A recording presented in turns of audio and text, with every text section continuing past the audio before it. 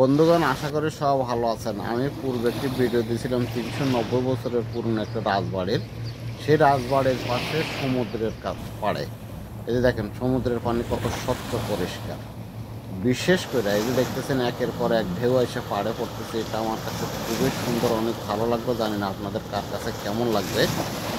আর আরেকটা জিনিস এই যে দেখেন, বিশেষ একটা জিনিস যেটা পূর্বে আমি দেখি নাই কখনো, জানি না আপনারা দেখেছেন কিনা। এই যে দেখতেছেন এটা একটা থার্মোমিটার।